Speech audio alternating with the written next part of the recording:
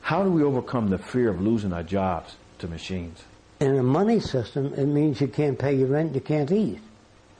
And you can't buy a car, and you can't buy anything you need. In a non-monetary system, in a resource-based economy, when the new machines come in, we lengthen your vacation time. We shorten the workday, make more goods and services available to you, many more options to choose from. So there is no threat. It's only in a monetary system that machines can threaten your survival or purchasing power. Who will do the manual labor? During the transition, it'll be done in a manner similar to the way it's done today. Humans working with machines. After the transition, most machines will be designed to intelligently carry out a given project. But I have trouble imagining a system without some form of government. At a time in the future when computers will replace government, they will arrive at decisions by being interconnected with production, agriculture, transportation, and human need. Therefore, the decisions, instead of being arbitrary, are based upon real physical needs. In such an advanced technological world where automobiles operate themselves and buildings are self-directed and the computer controls just about everything else, what will people do? The options that will be put forth on your video sets and your computers are so many. You can go back to school, study anything you want to study, get into marine sciences, practice any hobby you want to. You are the one that will select how you want to use your time. Based on the projections of the Venus Project, how do you envision the world tomorrow? The appearance of the world of the future will be based upon the newer technologies that evolve. And the shape of the cities will be based upon the kind of environment people would like to live in.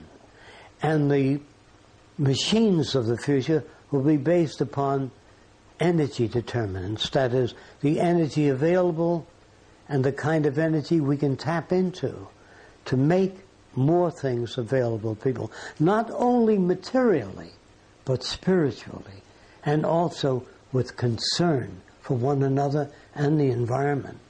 To an individual not familiar with the Venus Project, it seems like high tech, all kinds of new technologies installed, and they wonder, well, where do people fit into this?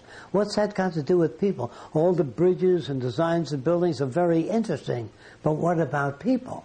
Well, all these bridges and all these buildings are designed so that they're self-maintaining, who do not need constant repair, and all of the machines are designed to free people, to go back to school, study what you want to study, and do what you want to do, and fulfill the needs that you have that need to be fulfilled, so that you can become what is called an individual, a creative individual, that doesn't need to fall in line with any particular point of view, that we welcome your criticism of the Venus Project. We welcome the participation of everybody and the contributions.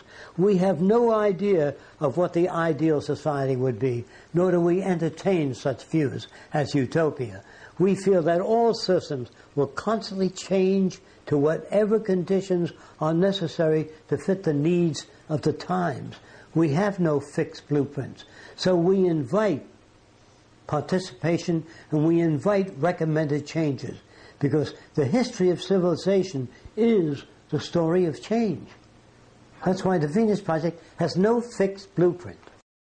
Who decides what the future will be?